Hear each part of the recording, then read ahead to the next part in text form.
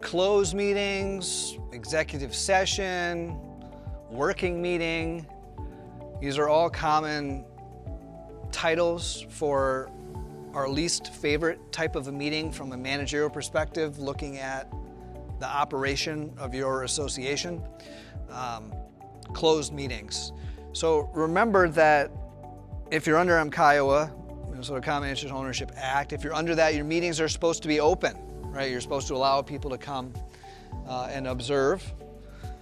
But sometimes the board needs to have some privacy to discuss delicate matters. And state statute actually gives very specific reasons why you can close a meeting and it doesn't have to be open. I'm really apprehensive when boards get into these habits of, well, let's get together and do a working session and go through the agenda so that when we do have our open meeting, it's really just kind of a show, right? I get it from a functional perspective, like that makes sense. The meeting happens outside the meeting, right? I get it. I get it, but state statute says they need to be open. So let's look at why you can call an executive session or a closed meeting. There's 3 reasons. You can close a meeting as an association to the members if you have employees that you need to talk about. So usually this applies to like a condo building that might have a caretaker, right? So if you have people on your payroll as an association, you can close a meeting to talk about staffing and personnel issues, which makes sense if you think of it, right? The second reason you can close a meeting is if you have any current litigation. If a homeowner is suing you, or if the association is suing a vendor, whatever it might be, if there's current litigation or criminal activity, you can close a board meeting if you need to discuss something. And the third reason, now this one becomes kind of the catch-all that gets abused, is if you have potential litigation. So I see a lot of boards abuse this, right? Of, you know, we need to talk about a special assessment, which obviously is a delicate issue. And if we do that at a board meeting, everyone's going to be up in arms and we're going to, you know, cause conflict. So I think Sally might sue us if we do a special assessment.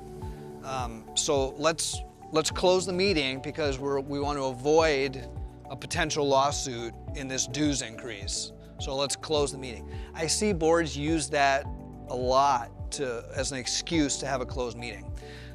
So I would say just be cautious of that. Those are the 3 reasons you can close a meeting. Personnel issues, if you have current litigation or criminal issues to discuss, or this third one of a catch-all of potential litigation. So just be careful with these. And the minutes would be the last thing I'll say about these executive session or closed meetings. You do still need to keep minutes because you're probably making decisions at this executive session.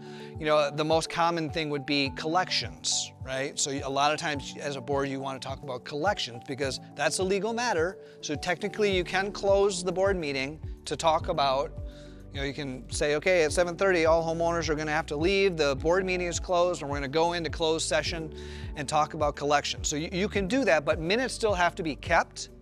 So you still have to keep minutes because you're probably making decisions. But here's the thing, is you don't have to publish minutes of a closed or executive session, but they are still available by request. So because a homeowner is still entitled to that official record of the association, those closed meeting minutes. So be careful and be cautious. People can request them, but you don't have to publish them. So I just want to encourage you to just be cautious with these closed meetings. So many boards and so many associations are in bad habits of having these working meetings. So stay away from those because you're supposed to have open meetings. But if you do, those are the 3 reasons. And that's what I have to say on executive session meetings.